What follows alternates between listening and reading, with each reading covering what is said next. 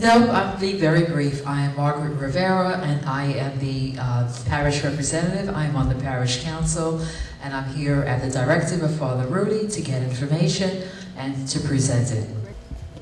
Hello, I'm Evelyn Williams. I'm from the NCNW. I'm interested in stopping domestic violence. I've never been in an association, but I want to know more. Good morning. My name is Andrew Green. I'm here to support my mother-in-law with the NCNW with domestic violence awareness.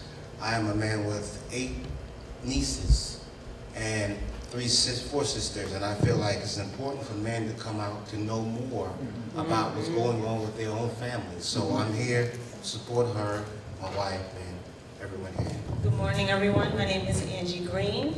I'm here in support of my mom, Patricia Kerr, and I'm definitely here to get information. Women in my age group, I know a lot of people that have gone through or are going through, and I know a lot of times people don't even realize that they're going through domestic violence because they're not being hit or beat. But we know that that's not the case, so I'm definitely here just to get information and to learn how to defend myself, pull the ears. Thank you. Good morning. My name is Audrey Eady. I'm also a member of NCNW. We had a seminar similar to this for parents at the daycare center, the North Bronx National Council of Negro Women Child Development Center, where I used to be the executive director. And one thing I learned was that the 40th precinct came, and they were saying that now, if the women don't want to press charges, they don't have to. The police take them anyway. So that was a good thing, that they no longer have, because the women, like you said, they get soft. And I said, no, it's okay, it was my fault. They really do believe it's their fault. And the other thing we had were 2 women who were Black, gay, and ministers. So when you talk about domestic violence in the church, both of them were survivors. And so they talked about, their case, and it was really rough, being in the pulpit, being gay, and having domestic violence in their homes. What we're trying to do is educate our parents so that they can educate their young teenagers. Because again, they think it's cute. Oh, he really likes me. No, it's not cute. Nothing about domestic violence or intimate partner violence is cute. So we're trying to educate our parents to educate their children on what to look for. As was just said, when you get to the physical, that's usually the last stage. They've gone through the psychological and the verbal and the sexual and all the other stages before they get to the physical. So we all have to be aware. And my thing is, you see something, say something. Thank you. Good morning, I'm Phyllis Booth, and I'm representing the Williamsbridge branch of the NAACP. And I'm just here to soak up as much information as I can and take as much as I can back to the branch to help. Good morning. My name is Kathy Vaughn Branch, and I'm a member of the executive of the NAACP and also a member of the North Bronx NCNW. I want to congratulate Pat Kerr for putting this conference together with all the affiliated groups, because this is a subject that has been swept under the rug for a long time. It affects teenagers and people of all ages, both male and female. It's a scourge in our society, and we have to combine our efforts and resources to eradicate it. Thank you. Good morning. My name is Dr. Dina Robbins. I'm a domestic violence survivor. I stand here before you, I smile all the time, but I'm in constant pain. I'm not going to get into any details, you have to read my memoirs. But I can say that it is not just physical pain, as Mrs. Kerr's daughter said. I am the first vice president of NCNW. I am also the president of the Association for the Study of African American Life and History. I'm, whatever. But all I can tell you is this, it doesn't have to be physical. It can be just total neglect. You don't have to do a thing at all, but you have to figure it all out. And it's so many different ways that it can happen, and then there's so many different ways that you can react to it. But I stand here before you as a survivor, and you know, it gets better. Thank you. Good morning, everyone. I'm so happy that we have this program. Thanks again, Pat. I'm happy to see our Sylvan Carr. He's still there to join us today. I'm just saying, I had family members who was treated badly once by my uncles. And I saw it. It didn't happen to me, but it was sad to see that someone had to leave the state of Georgia and come to New York in order to escape from someone who's mistreating them. And I'm just here to say that I have been a part of a program called My Sister's Place in Westchester. Any of you heard that? Yeah. And because that's been a ground rules for a lot of people who belong to this organization. So I am happy to see everyone here. I'm going to take this back. My question is, when is time to say something? You know, you see something, you say something, but sometimes when you speak to a woman, she don't want to hear that. And you don't want to say anything because they go to the police station, next thing you know, the husband's back in the house again. So what do you do about that? That's my question. Good morning. My name is Marietta Carr-Starford, and I'm really excited to be here today. I just heard about WESDA a few months ago, and I've been by there, and I've, excuse me, I've actually observed them in action, and I plan to be there this week too for their workshop. And then I met this wonderful woman, Patricia Kerr, not too long ago, and we got together and I started volunteering. They're doing great things up here in the Bronx, and it's just a pleasure to be here this morning. Good morning all, my name is Carol Gambrell. I'm a member of National Council. I did see the brochure, but I'm glad that Priscilla reminded me to come. I definitely want to join that self-defense class, so I was asking for some additional information. But one thing that I do see is that there's elder abuse. Yes. I don't believe that. I know you said all ages, but it wasn't addressed. But I've seen that, and I think that we kind of need to concentrate on that stuff because I've seen a lot of that. Absolutely. Good morning. I'm Patricia Kerr's mother. Sorry, I'm a little I don't have anything to say about domestic violence because I grew up in a single parent home with my mother and grandmother. As a young girl, I was very timid, and there was a young man that looked at me and told me, I'm going to teach you to defend yourself because you will be abused. He taught me, and my children can tell you, I do defend myself. I feel beautiful, I love my body, and the only one to hurt it is me. And whatever it will take for me to defend it from whoever it might be, I'm going to do it. I'm only 80 years old, but I will still defend myself. Grace Donaldson. I'm a member of the NCNW. I live in my neighborhood for almost 50 years, and they call me mommy, the younger ones. They have problems, they come to me. Recently, a young girl came to me and said they're married. She went to a party. Her husband, she's not working. Her husband came to the party, met her, took her shoes off, and she had to walk home barefooted, in tears. She came to me with a black and blue eye, a swollen arm, but she was scared to call the cops. I said to her, you have to do something. Then her mother came and said, okay, mommy, we will take care of it. They didn't do anything. It happened again more severely. She ended up in the hospital. My daughter, who is involved and very experienced, went to them and spoke with the parents. Eventually, she was able to get help, and now she's on her own.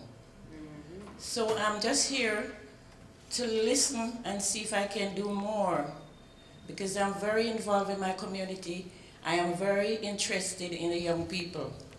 They're beautiful people. They are inexperienced. They need guidance. And if someone don't go forward, not be scared, just go forward and help them and do something, then I will be the one. Like this lady says she's 80 years old. I'm young, 76. I might not be well at times, but I'll stand up if I have to. I'm not scared. And I'm just here, and I'm happy that I'm here, that I will learn more and can help more. Thank you. Morning, I'm Priscilla Crowell, one of the co-chairs of this event, and to the direction of Patricia Cura. We are here today with all of these people. I'm a recent experience of what Miss Stephanie was talking about self-defense. We'll talk about that later. I have two daughters, and they are both single parents. And as a grandparent that's my parents, I always say thank you to my daughters, because I'm a grandparent that they call to help them, to be with them, to spend. The children know it's, grandma's coming, it's going to be, what they call it, a night over, whatever, sleepover. They call it a sleepover. Grandma, you sleeping over. So I've learned how to listen to that phrase when they ask me, and that's how I've been able to detect stuff. Because I would listen to how they said it, and when they said it, and then I'm scheduled to be there for breaks in school and stuff, so I'm a very neutral person. I sit in the background. I'm only there, and I let my daughters know that I'm here because of the children. There's no way I would go back and forth to Jersey without that kind of mission. So the children know I'm there. So then constantly you will hear things from the children's conversation. Well, we just had a recent experience that got my daughters to a situation where she's by herself on her own, and that person's gone and locked up because in the process of his promises, because like Iyana says, whatever the person the promise, she went by the promise, and he started to unravel with all the things that showed up because of the law, and now the law has him. So I'm just saying, but she used what you talking about. She'd been studying for a while. Yeah, she was ready. She had even warned him that she was ready. 2 weeks before. She even took, do you want to hear a funny story? All right, this is funny. She's supposed to get married September 14th, a month ago, right? So she had booked the boat and everything for the reception. So the story started to unravel over a period of 9 months, because he came back last year. She changed the date to her birthday and celebrated, canceled the wedding. She did that. I didn't do it. We knew, this is real funny. The boys said, the 7-year-old who's the child says, well, if you would leave, we'd be fine. When he came back, first day, the 13-year-old told me, well, I won't be going to that wedding. And don't you know that she canceled the wedding? She changed it to her birthday celebration. We were all on the boat having a ball, the children dancing. She had even invited him to come, and he didn't come. And then 2 days later, he made his greatest mistake and tried to attack my daughter while she was awake. The children were asleep. She was in the next room on the phone talking to me. Now, we don't usually do that. But this is the power of prayer, see? My daughters and I are united in prayer and how we pray. And I told them it's up to you to change it. I'm only a support team. And I've maintained that since they were teenagers. I told them I'm a coach. My job is to keep you alive. That's all I do. And I do it for anybody in my environment. People could tell you, I will step to you. If you come here, I'm going to tell you. I'm sorry, I'm not supposed to. Good morning. My name is Frances Garvin, and I'm also a member of the National Council of Negro Women. I also work at the North Bronx Daycare Center in the Bronx. I'm also a member of the CERTS team, Bronx 12. I haven't actually had any experience so far with domestic violence, but I'm soaking it all up in case the need ever arises. I'll know what to do. Okay, thank you. Good morning, everyone. My name is Toba Lacrown. I'm a community resident. I think I have the opportunity of saying I've lived in 2 different worlds. One that is wholly embedded in culture that we embrace so much, and we thought it was the best thing for us to grow up. But coming to a different world is a different thing. And what several of, let me say, my community are trying to do is what we call acculturalization. You grow up in a certain way, but now you're introduced to a new environment, and it's kind of difficult. So I'm so happy for a program like this, for awareness, so that people can know. If you live in a place, you have to live by the ordinances of that place. And that is what I tell the people. I came to New York City as a cop, and I think one of the major assignments that we faced on duty is about domestic violence. And I believe even in NYPD, they have a special unit. But this issue has never received this awareness as it is now. It has always been like that, but the people just don't know. And I'm so glad that it's coming out now. So one question I want to leave with the group here that I've seen is that I belong to several organizations, and some of them happen to be male groups dominant. This is the only organization that I'm an associate member, one out of very many women. I don't know if they abuse me or there's violence when I come to meetings, but I do know that I'm one of the few ones. But I've realized that everywhere we have a program like this, it's always about victim. But what of the people that victimize people? How do you reach out to them? Because I'm a veteran, and I'm a head of the veteran in this Northeast. When we sit in our meetings, some of these things we are talking here as problems, issues, they are jokes among us. So how do you reach out to those people that actually victimize others? Yes, my name is Patricia Kerr. I'm the president for the National Council of Negro Women. And I was introduced to this concept by Joyce Davis. And I had the opportunity to go to one of the roundtable that Ms. McNichols had. And so I recognized that even in the National Council of Negro Women, women are being abused by their families. But we just ignore it. In my household, in my family, I recognize it as well. So definitely, you know, it's really been an eye-opener to hear all of you sharing, and this really is where all this healing really begins. There is so much information. We did not know of the resources in the community until we began to really put this conference together. There is so much information and resource, but it's not visible. We're not aware of it. So definitely, as the National Council of Negro Women, we want to become an advocate and an educational vehicle for the community. So definitely, ever since we mentioned this about 2 months ago, the district attorney been on my case, the senator been on my case, and they are so eager. They have their different units that we were not aware of, and the information is there. So we will become a resource center where we begin to gather information, where we can facilitate and begin to support our families in the community, and that definitely be as a guide to tell them where are these resources and where they can go. I'm so happy that our Assembly member Carl Hasty joined us this morning, and he said once he saw the information, he really wanted to be a part of this forum because he has information he wants to share with us. So at this time, I want to invite up our Assembly member Carl Hasty. I just wanted to remind people, in 2007, I passed a law. It was actually quoted as one of the best laws that we passed that year, which helps victims of domestic violence get out of their leases if they feel that they're in danger.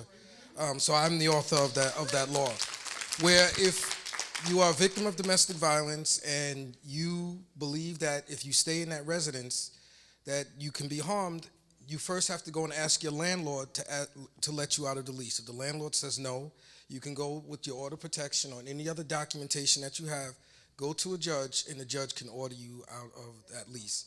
But the reason why I wanted to come and say that is, I don't know, I've really realized, even though this law is about 7 to 8 years old, there's still a lot of people who don't know that you have that opportunity. So every time I do see one of these domestic violence workshops, I do want to remind people that there is a recourse, because that sometimes is one of the reasons why abused women go back, is because they can't get out of their lease. So. Thank you so much. Thank you for that legislation. So important. Wow. So I'm so glad that we did that, because that just shows how every single one of us is connected to this issue, how we all have so much power to change this issue, and how much we can do so much. You know, domestic violence has so many faces. Like Stephanie said, it's not a one size fits all. And there's different ways of dealing with it.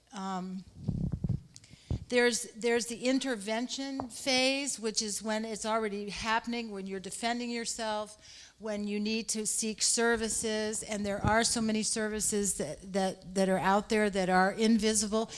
One thing that's very connected to domestic violence is abuse of animals. And many women don't leave because, and some men, because they're worried about their animals. And you can put your animals on orders of protection. And a lot of people don't know that, so I just wanted to get that in there. Yeah, you can. That's another thing that we just don't know, a lot of these things coming out. So I wanted to say that. And there's actually a shelter now that takes animals with the families. So there's the intervention part of it. There's the healing part, because so many of us are on a continual healing journey from what we've been going through. And then there's also the prevention part of it. And I wanted to tell you a little bit about Connect, and thank you again for having us here and me here. We started in the early 2000s because we looked around and we saw, you know, since in the 70s there were not shelters, there were not laws, and the first thing that had to really happen was it had to be made against the law to do what we're talking about today. And so that happened, and then we got some shelters, and we got some rape crisis centers, and we really built this. But one of the things that was sort of a consequence of that was that everything went into a criminal justice direction, which, and you know, we're really happy about the criminal justice part of it. But what that leaves out very often are that there are many things that are domestic, that we consider domestic violence, and things that we've heard today that are not against the law. And so that's what we need to really get tuned into. So Connect used to be part of the Urban Justice Center. We had a family violence project. We have a legal advocacy helpline, which is on our material here, where you can just call and talk about maybe this or that, and they can connect you with the DA's office, with the family justice centers. And sometimes it's very hard to find lawyers, and we can help with that. And it's bilingual. So we did that, and we actually did that in response to the fact that we do have, somebody mentioned, I think, I forgot your name, I think you mentioned mandatory arrest, that we have mandatory arrest. Now, of course, that is mandatory arrest when the police want to do it. So it's not like it just happens. And one of the things that did start happening, and this particularly happened to women of color, was that they were arresting both people. So our helpline was really to, and then what would happen? ACS, those days BCW, that would trigger a whole lot of things. So we started that helpline really to help with these dual arrests and these dual order of protection. Men didn't used to go get orders of protection, and they do now. Sometimes before so there's cross orders. So that was for that. And then the other part of what we did was work with the child welfare system. There were 7 child fatalities this week in New York. 7 this week. And believe me, that probably over 50% of those had domestic violence as part of them, if not more. So we started working with those systems, and it was very challenging. And as we were doing that, we were working with different social service providers, which we still do. But we started to think about all the communities and places and individuals who did not step forward, because you've heard these statistics. I mean, they're huge, they're epidemic, but that's this much. And so we started thinking about all the people that aren't reaching out. Someone asked about different cultural community. Oh, you asked about the different communities.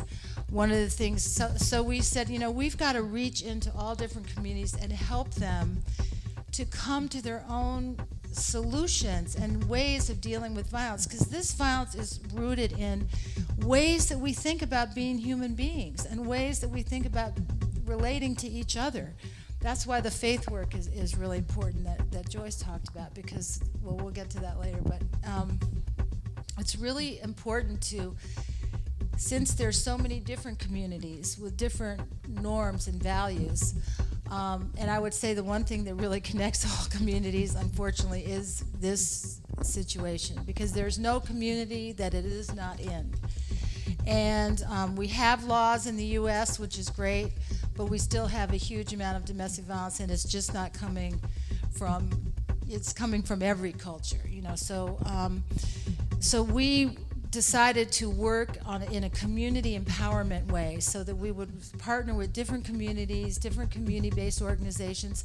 A lot, for instance, you know, you see so much domestic violence. You're not a domestic violence agency, but I bet you see more domestic violence than a domestic violence agency. And there are so many places like that across the city. So what we do is partner with those places and help them to come to their own way of dealing with. We have a training institute, we have a lot of roundtables, and just what we did today, this is what we have to keep doing. This is what we have to keep doing, because it's the message. I've heard a lot in the stories about that we've heard today about, you know, women go back. Yes, women go back 7 to 8 times, but that's a very complicated, there are very complicated reasons for that. That don't have to do with the woman's character at all. It has to do with the fear, with the economic situation, and it really has to do with all of us not having these kinds of forums where people know, you know what, this is not just my individual sickness, my pathology, because a lot of times we think about domestic violence as if it were just some kind of problem with us, or a problem with them, or a problem with our culture. You know, we individualize it when it's really a social problem. It's a community problem, it's a social justice problem, it's a spiritual problem. Because domestic violence is an assault on our spirits. You know, it's mind, body, spirit, we're one.